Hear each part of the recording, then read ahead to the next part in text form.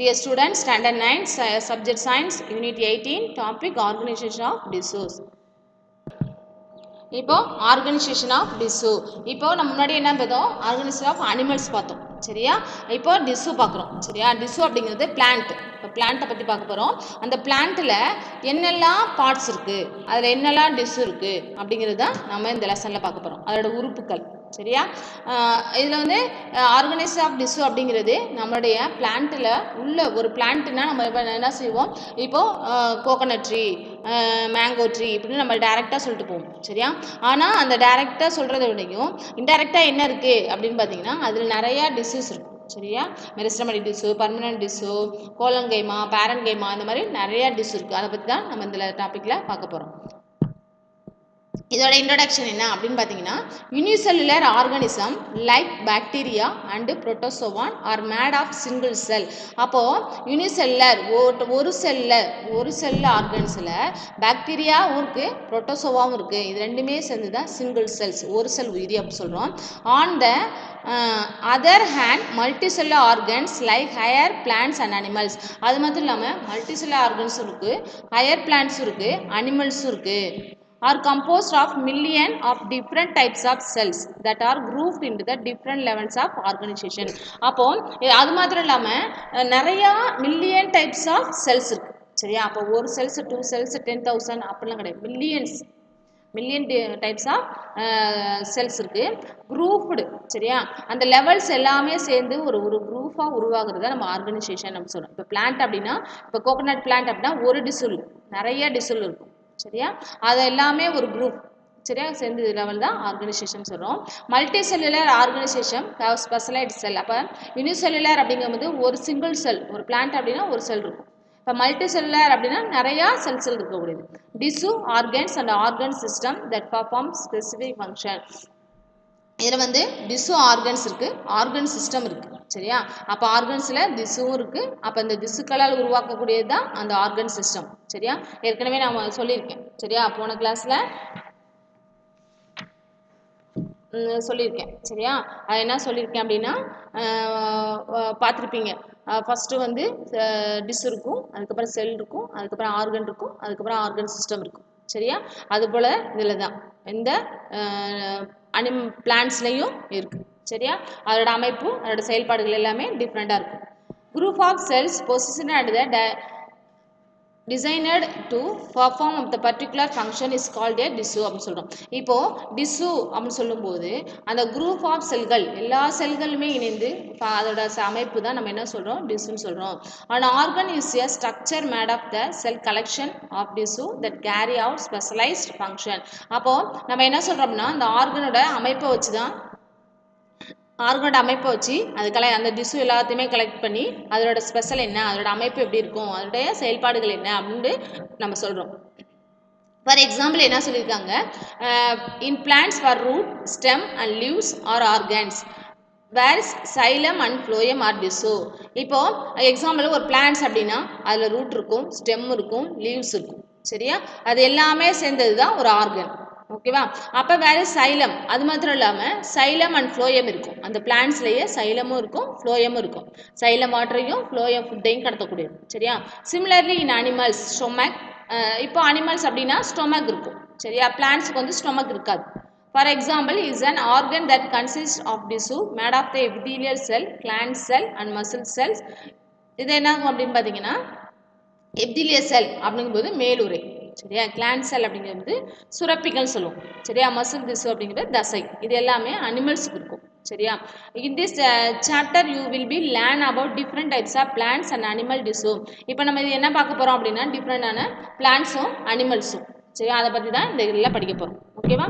இதோட ரெண்டுமே மாடிஃபை பண்ணி 1 by 1 மாடிஃபை பண்ணி கோஆர்டினேட்டோட இதோட செயல்பாடுகள் எப்படி இருக்கும் அப்படிங்கிறத நம்ம பார்க்க போகிறோம். இதில் பார்த்தீங்கன்னா பிளான்ட் டிஷ்யூ. ஃபஸ்ட்டு வந்து plant tissue. Plants are made of vegetative and reproductive, அதாவது உடல் இனப்பெருக்கம் முறை சரியா. In generally plant tissue are classified into 2 types of, namely meristem or meristematic tissue, permanent tissue. அப்போ plant tissue வந்து என்ன செய்கிறாங்க, உடல் இனப்பெருக்கம், அதுக்கப்புறம் இனப்பெருக்கம் சரியா அப்படின்னு 2 டைப்ஸாக சொல்கிறாங்க. அந்த பிளான்ட்ஸையே என்ன கிளாஸிஃபை கிளாஸிஃபைடு பிரிக்கிறாங்க. ஃபர்ஸ்ட் வந்து மெரிஸ்டம் ஆல் அல்லது மெரிஸ்டமேட்டிக் டிஷ்யூ, செகண்ட் ஒன்றுனா பர்மனன்ட் டிஷ்யூ. இப்போ மெரிஸ்டமேட்டிக் டிஷ்யூ ஃபஸ்ட்டு என்ன பார்க்க போகிறோம்? மெரிஸ்டமேட்டிக் டிஷ்யூ பார்க்க போகிறோம். இப்போ மெரிஸ்டமேட்டிக் டிஷ்யூ அப்படிங்கிறது இந்த term meristem is derived from the Greek word. அந்த மெரிஸ்டத்தை வந்து கிரேக்காலத்துலேருந்து எப்படி சொல்கிறாங்கன்னா மெரிஸ்டோஸ். சரியா இது இதோட மீனிங்ஸ் என்ன அப்படின்னு பார்த்தீங்கன்னா செல் டிவிஷன் ஆக்டிவிட்டி. அந்த மெரிஸ்டமேட்டிக் அப்படிங்கிறது 1 செல்லில் வந்து 2 செல்லாக மாற்றும், 2 செல்லில் வந்து 4 செல்லாக மாற்றும். செல் டிவிஷன் அப்படியே டிவைட் ஆகிட்டே போகிறது. சரியா அதோட செயல்பாடு என்ன ஆக்டிவிட்டி என்ன அப்படின்னு பார்த்தீங்கன்னா அது செல்களை வந்து டிவைட் ஆகிட்டு போகிறது தான் மெரிஸ்டம்ஸ் அப்படின்னு சொல்கிறோம். சரியா இந்த meristematic tissue are group of immature cells that are the capable of undergoing cell division. அப்போது அந்த மெரிஸ்டமேட்டிக் டிஷ்யூ என்னாகும்? ஒரு குரூப் ஆஃப் செல்களை வந்து உருவாக்கக்கூடியது. சரியா ஒரு குரூப் ஆஃப் செல்களை வந்து உருவாக்கக்கூடியது.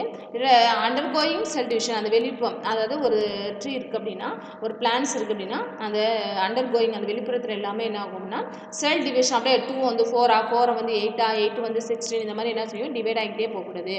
In plants meristem is found in Jones where growth can take place.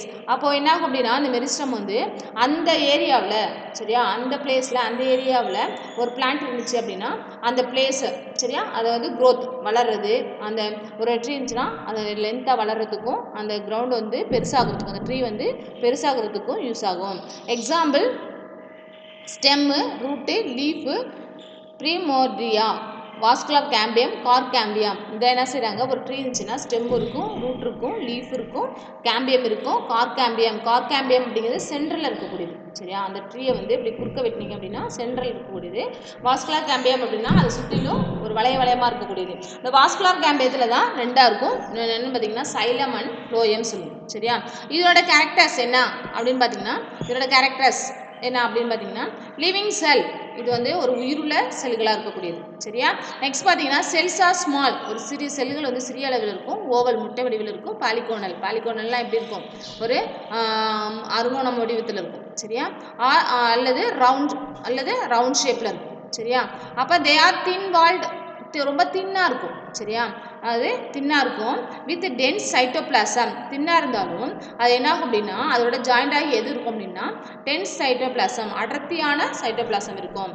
அதுக்கப்புறம் சென்டரில் ரொம்ப லார்ஜ் நியூக்ளியஸ், நீளமான நியூக்ளியஸ் இருக்கும். ஸ்மால் வேக்யூல், நியூக்ளியஸ்லேயே ஒரு குட்டியாக வேக்யூல்ஸ் இருக்கும். சரியா அதுக்கப்புறம் தே அண்டர்கோ மைட்டோசிஸ் செல் டிவிஷன், அதுக்கப்புறம் வெளிப்புறத்தில்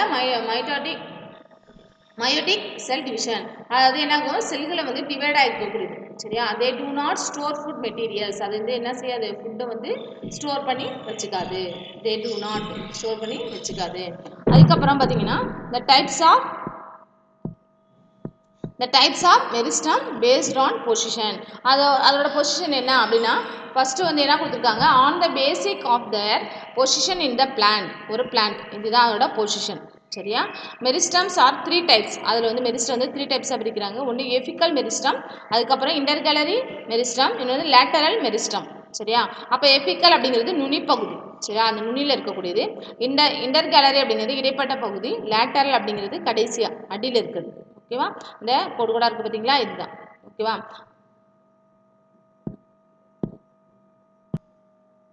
அப்போது ஃபஸ்ட்டு வந்து இதான் அந்த டயக்ராம், இதுதான் ஒரு பிளான்ட்டு கொடுத்துருக்காங்க.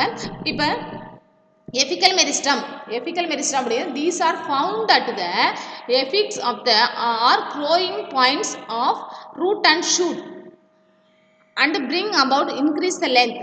அப்போது என்ன செய்யும் இந்த எஃபிக்கல் மெரிஸ்டம்னா அந்த க்ரோத் வளர்கிறதுக்கு, ஒரு பிளான்ட் அப்படின்னா அந்த நுனிப்பகுதி வளர்ந்துட்டே நீளமாக லென்த்தாக வளர்ந்துட்டு போகிறதுக்கு யூஸ் ஆகக்கூடியதான் இந்த எஃபிக்கல் மெரிஸ்டம். சரியா அப்போ ஷூட்டுனாலும் ஸ்டெம் தண்டு தான். சரியா ஷூட்னாலும் தண்டு தான், ஸ்டெம்னாலும் தண்டு தான். ஓகேவா அந்த க்ரோயிங் ரூட்டு, அந்த ரூட்டு வேகமாக வளர்ந்து ஸ்டெம்மு வளர்ந்து நேராக வந்து மேலே லீஃப், அந்த பிளான்ட் வந்து வளர்கிறதுக்கு இந்த எஃபிக்கல் மெரிஸ்டம் வந்து யூஸ் ஆகும். இன்டர்கேலரி மெரிஸ்டம் அப்படிங்கிறது it lies between the region of permanent tissue and it is part of the primary meristem. இது என்ன சொல்றாங்க அப்படின்னு பார்த்தீங்கன்னா the leaf. சரியா இப்போ இன்டர்கேலரி மெரிஸ்டம் அப்படிங்கிறது இடைப்பட்ட பகுதி. இப்போ ஸ்டெம் அது லீஃபுக்கும் ரூட்டுக்கும் இடையில் உள்ள பகுதி தான் நம்ம என்ன சொல்கிறோம், இன்டர்கேலரி மெரிஸ்டம் சொல்கிறோம். சரியா, இந்த இன்டர்கேலரி மெரிஸ்டம் அப்படிங்கிறது பார்த்தீங்கன்னா இந்த லீஃப், சரியா, அந்த லீஃபெல்லாம் ரொம்ப லென்த்தாக இருக்குது யூஸ் ஆகும். ரெண்டாவது பார்த்தீங்கன்னா ப்ரைமரி மெரிஸ்டம், அந்த ஸ்டெம்மு வந்து அகலமாக இப்படி விரிவடைஞ்சு அகலமாக போகிறதுக்கு யூஸ் ஆகக்கூடியது பர்மனன்ட் டிஷ்யூ அது இருக்கும். அதுக்கப்புறம் it is found either the base of leaf, example Pinus.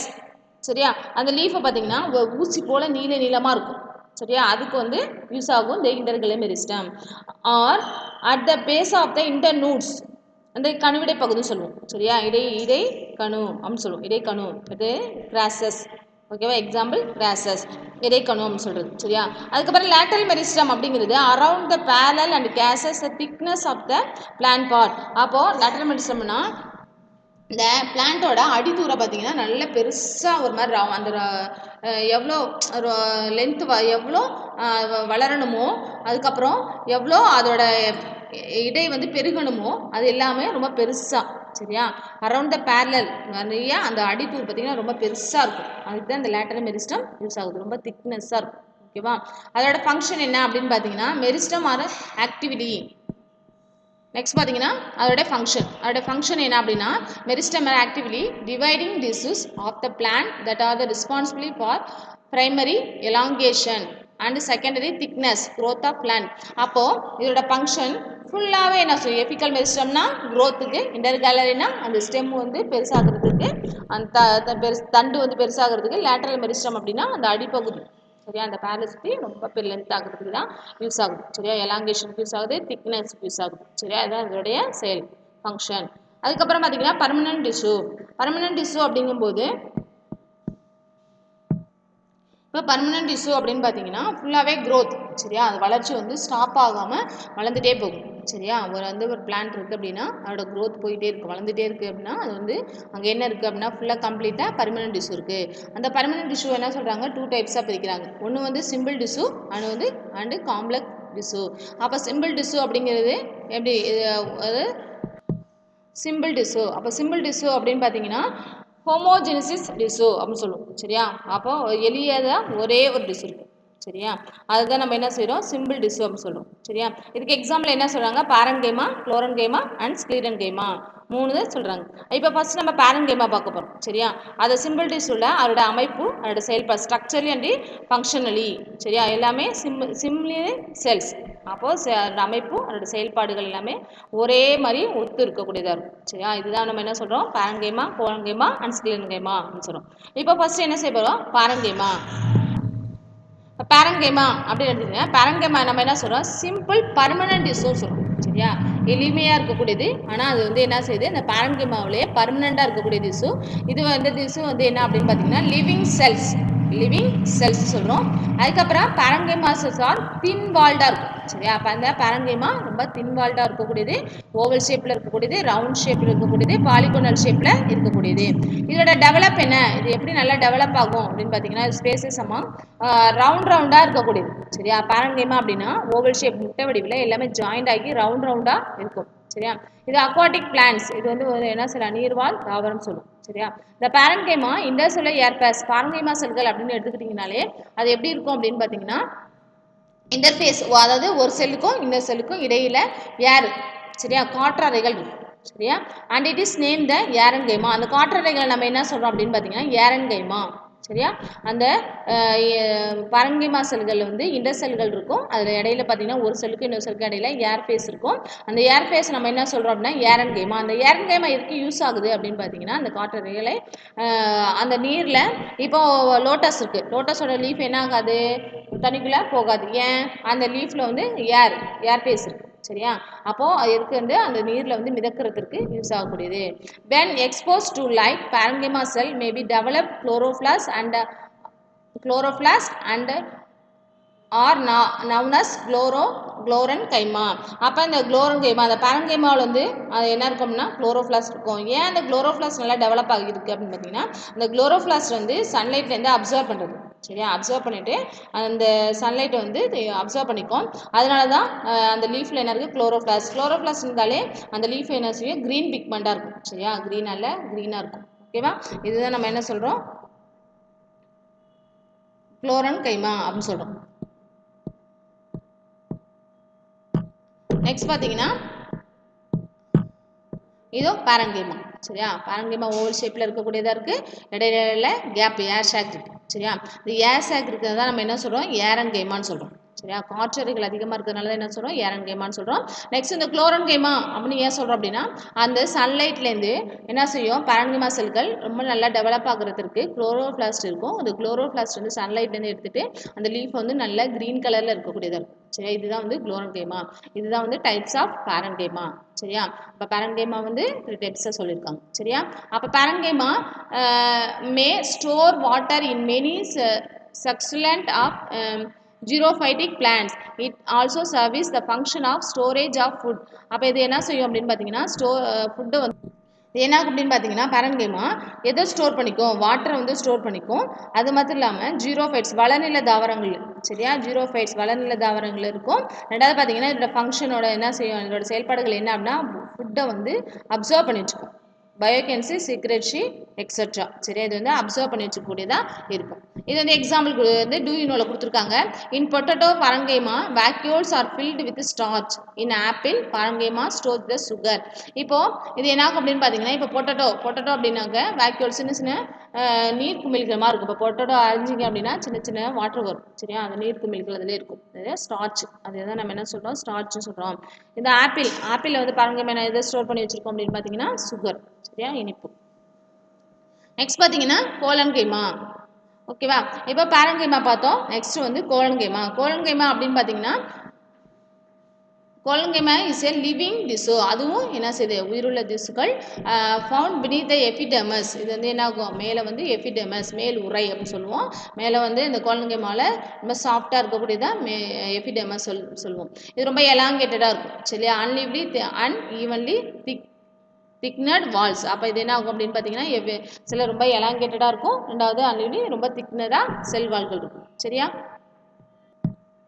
இதான் வந்து கோலன்கைமா. சரியா? இப்போ கோலன்கைமா செல்ஸுக்காக ரெக்டாங்குலர் அப்படின்னு பார்த்தீங்கன்னா இது எப்படி இருக்கும் அப்படின்னு பார்த்தீங்கன்னா, ரெக்டாங்குலர் அப்படி இந்த டேப்ரிங் எண்ட்ஸ் அண்டு பிரசிடென்ட்ஸ் புரோட்டோபிளாஸ்ட். இது வந்து என்ன இருக்கும், புரோட்டோபிளாஸ்ட் இருக்கும். சரியா?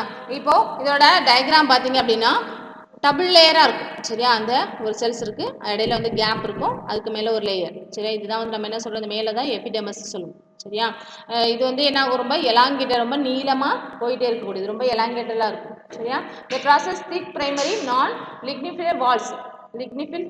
they provide mechanical support of growing organs. இந்த கோலன்கைமா எதுக்கு யூஸ் ஆகுது அப்படின்னு பார்த்தீங்கன்னா, ஒரு பிளான்ட்டுக்கு வந்து ஒரு மெக்கானிக்கல் சப்போர்ட். சரியா? ஒரு மெக்கானிக்கல் சப்போர்ட்டை கொடுக்கக்கூடியதாக இருக்கும். சரியா? இதுதான் வந்து கோலன்கைமா. இப்போ நம்ம இது வரைக்கும் என்ன செஞ்சோம், ஃபஸ்ட்டு என்ன பார்த்தோம் அப்படின்னு பார்த்தீங்கன்னா, இன்ட்ரடக்ஷன் பார்த்தோம், பிளான்ட் டிஷ்யூ பார்த்தோம், பிளான்ட் டிஷ்யூவில் மெரிஸ்டமேட்டிக் டிஷ்யூ பார்த்தோம், அதோட கேரக்டர்ஸ் பார்த்தோம். அதுக்கப்புறம் பர்மனன்ட் டிஷ்யூ பார்த்தோம். மெரிஸ்டமேட்டிக் டிஷ்யூவில் apical meristem, intercalary meristem, lateral meristem பார்த்தோம். அதோட ஃபங்க்ஷன் பார்த்தோம். பர்மனன்ட் டிஷ்யூவில் சிம்பிள் டிஷ்யூ பார்த்தோம். அதை 2 டைப்ஸாக பிரிக்கிறாங்க, காம்ப்ளெக்ஸ் டிஷ்யூ, சிம்பிள் டிஷ்யூவில் பேரன்கைமா, கோலன்கைமா பார்த்தோம். சரியா? நெக்ஸ்ட் பார்த்தீங்கன்னா என்ன பார்க்க, ரிமைனிங் கிளாஸில் வந்து ஸ்க்ளீரன்கைமா. சரியா? ரிமைனிங் கிளாஸில் வந்து ஸ்க்ளீரன்கைமா பார்ப்போம். அதோட கண்டினியூவாக காம்ப்ளெக்ஸ் டிஷ்யூ பார்ப்போம். ஓகேவா? Thank you students. Thank you students. First lesson முடிச்சுட்டேன். ஃபஸ்ட் லெசனில் வந்து உங்களுக்கு 1 வேர்டு கொடுக்கல. சரியா? அப்போது இந்த லெசனையும் முடிச்சுட்டு 2 லெசனுக்கும் சேர்த்து 1 வேர்டு தரேன். ஓகேவா? Thank you students.